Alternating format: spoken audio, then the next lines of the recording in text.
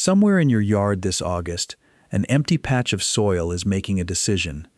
In just a few weeks, it could become a lush carpet of color that returns year after year, or it could spend another season growing nothing but weeds.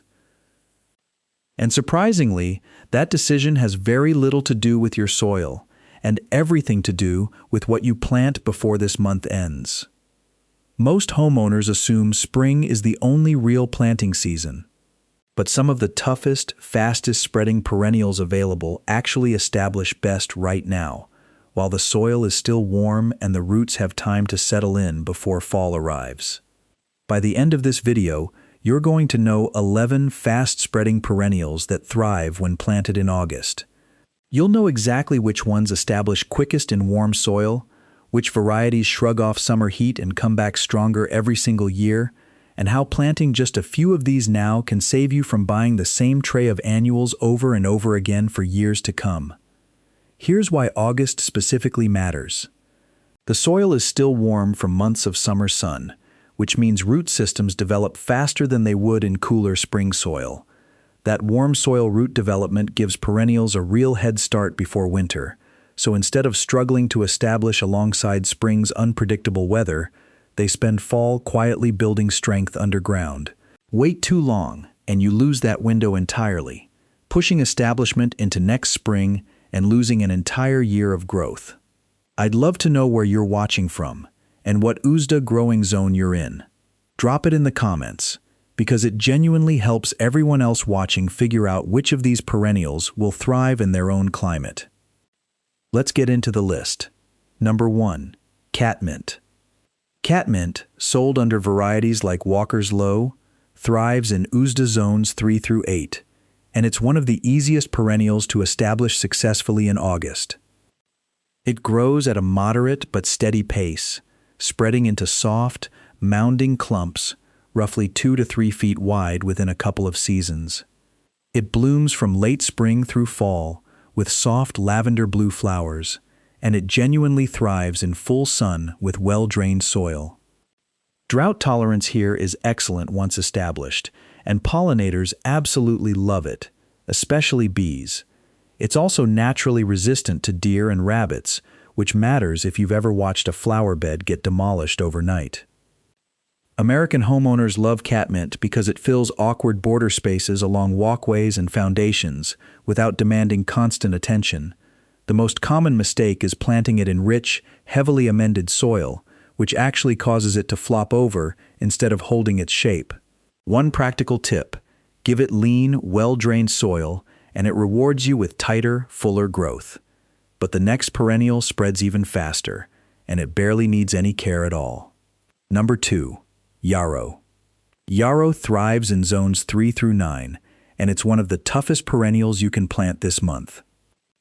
It spreads through underground rhizomes at a genuinely fast pace, often doubling its footprint within a single growing season once established.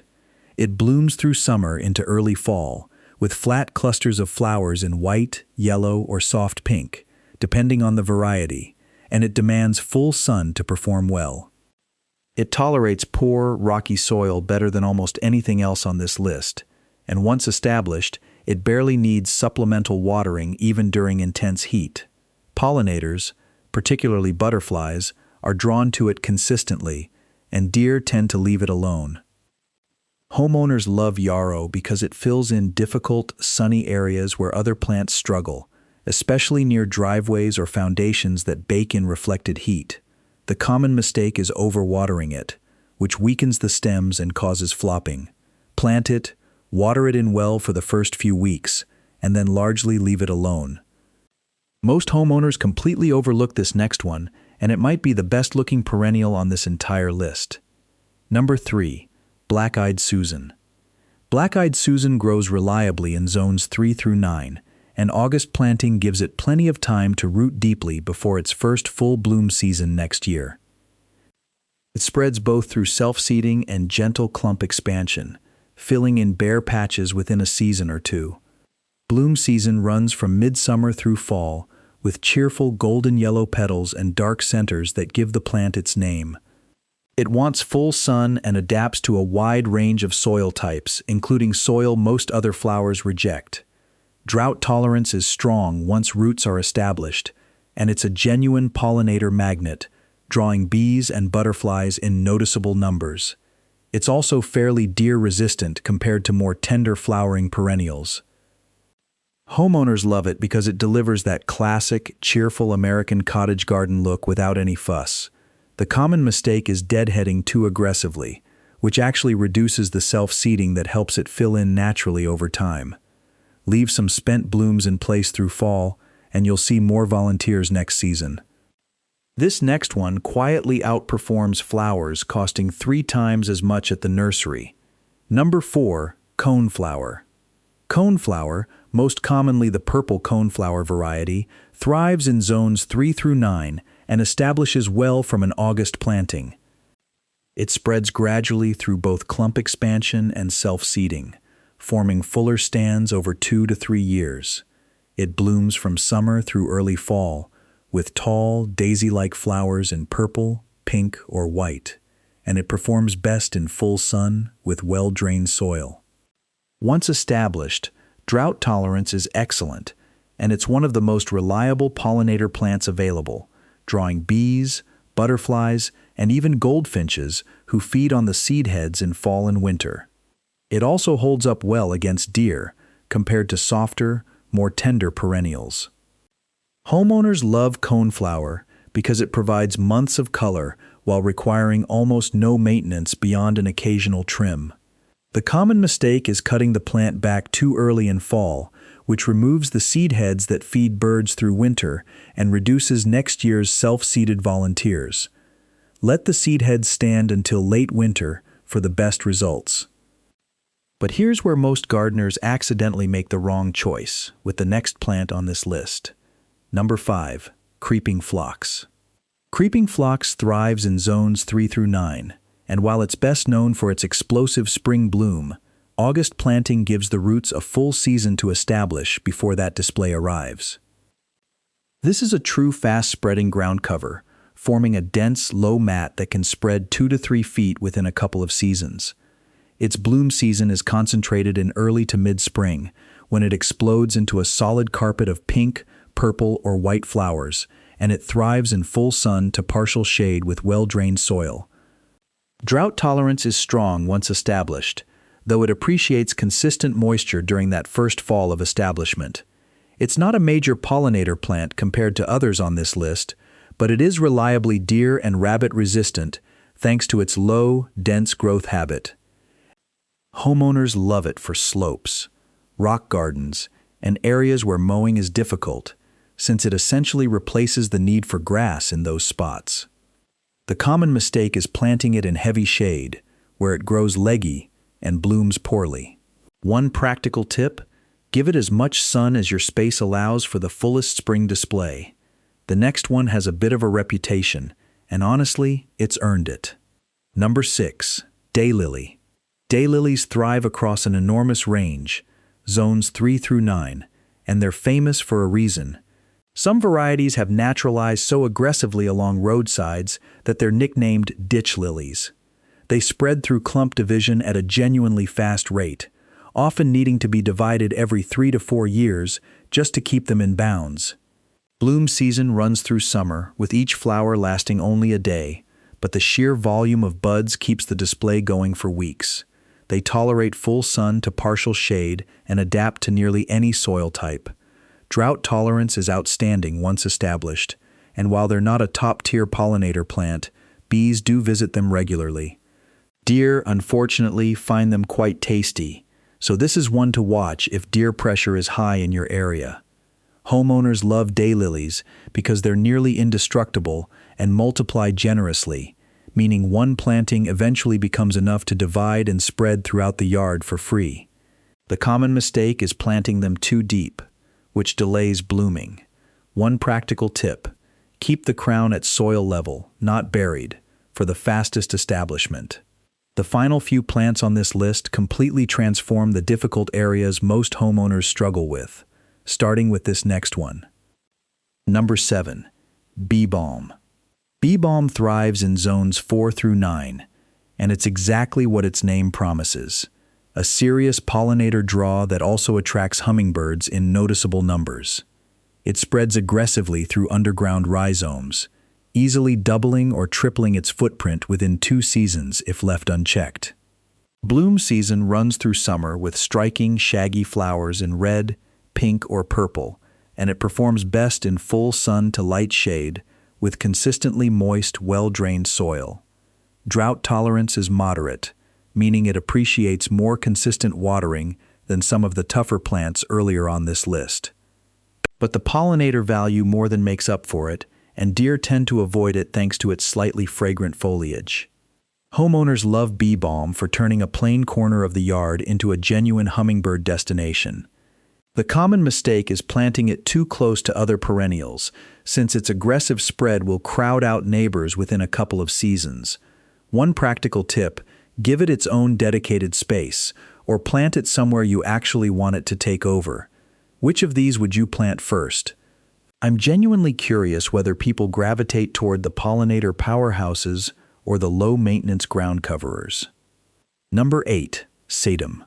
Sedum, also called stonecrop, thrives in zones 3 through 9, and it might be the single most forgiving perennial on this entire list. It spreads steadily into thick, fleshy-leaved clumps, filling in bare patches within a season or two. Its real specialty is timing. It blooms in late summer into fall, exactly when most other perennials are winding down, giving your landscape color right through October in many climates. It wants full sun and, critically, well-drained soil, since it's essentially a succulent and despises sitting in wet ground. Drought tolerance is exceptional, arguably the best on this list, and it draws pollinators heavily during that late-season bloom when other nectar sources are scarce. Deer and rabbits generally avoid it. Homeowners love sedum because it solves the late summer bare bed problem better than almost anything else, giving structure and color exactly when flower beds usually start looking tired. The common mistake is planting it in soil that holds too much moisture, which leads to rot. One practical tip: if your soil is heavy clay, amend it with grit, or plant sedum on a slight mound to improve drainage. But the next plant might be the most dramatic spreader on this entire list. Number 9. Obedient plant. Obedient plant thrives in zones 3 through 9, and the name is a little ironic, because this perennial spreads with real ambition once it settles in. It spreads aggressively through rhizomes, capable of forming a dense colony within a single growing season under good conditions. It blooms from midsummer into fall, with tall spikes of pink or white flowers that resemble a more architectural version of snapdragons. It handles full sun to partial shade and adapts to a range of soil types, including damp spots other perennials struggle with. Drought tolerance is moderate, and it actually performs better than many perennials on this list in areas with heavier, wetter soil. Pollinators, especially bees, visit it consistently, and it holds up reasonably well against deer. Homeowners love it for filling large, difficult areas fast, particularly spots with inconsistent moisture where other perennials fail. The common mistake is underestimating its spread and planting it in a small, contained bed, where it quickly overwhelms its neighbors. One practical tip: treat it like bee balm and give it room, or plan on dividing it regularly to keep it in check. We're almost at the top of the list now, and the final 2 plants are the ones that genuinely transform the toughest spots in a typical yard. Number 10. Japanese anemone. Japanese anemone thrives in zones 4 through 8, and it might be the most elegant plant on this entire list, blooming exactly when late summer gardens need it most. It spreads gradually through rhizomes, expanding its footprint noticeably over 2 to 3 years without becoming aggressive early on. Bloom season runs from late summer into fall, with delicate, saucer-shaped flowers in white or soft pink that seem to float above the foliage. It thrives in partial shade to full sun and cooler climates, and it prefers rich, well-drained soil with consistent moisture. Drought tolerance is moderate rather than exceptional, so it appreciates more attentive watering during establishment than some of the tougher plants earlier on this list. Pollinators visit it reliably during its bloom window, and it's reasonably deer-resistant. Homeowners love Japanese anemone for shaded or partially shaded areas that struggle to produce fall color, since so many classic fall bloomers demand full sun. The common mistake is planting it in deep, dry shade, where it struggles to establish. One practical tip: give it morning sun and afternoon shade for the best combination of blooming and moisture retention. And now, for the plant that solves the problem almost every homeowner on this list has been dealing with. Number 11. Liriope. Liriope, sometimes called monkey grass, thrives in zones 5 through 10, and it might be the single most transformative plant for difficult landscape areas.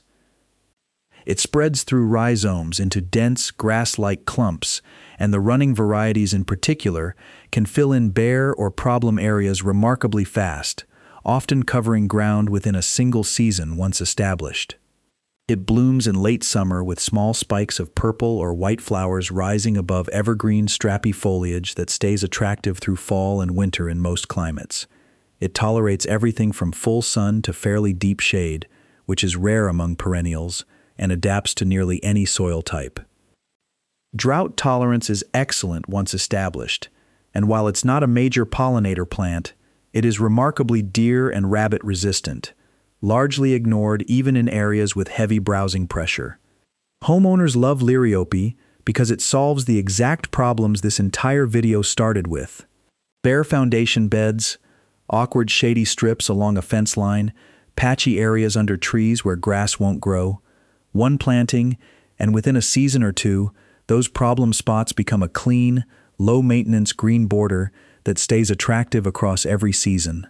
The common mistake is planting the running variety in a small, defined bed without any barrier, since it will spread beyond its intended boundary. One practical tip: use edging or plant it in an area where spreading freely is actually the goal, not a problem. So there's the full list. 11 perennials, all plantable right now in August, and every single one of them earns its place by solving a real problem instead of just looking nice for one season. Here's the real takeaway: planting the right perennial this month doesn't just fill a bare patch of soil. It saves you from buying the same trays of annuals year after year, and it gives your landscape structure and color that actually improves as the years go on, instead of starting over every spring. Which perennial has surprised you the most out of this list? Let me know in the comments, and if you've grown any of these before, I'd love to hear how they've performed in your yard. If you found this helpful, you'll definitely want to watch my next video, where I reveal the best perennials that bloom continuously from spring through fall with surprisingly little maintenance. If this helped you plan out your August planting, go ahead and like the video, drop a comment with your growing zone and favorite perennial, and subscribe so you don't miss what's coming next. Thanks for watching, and happy planting.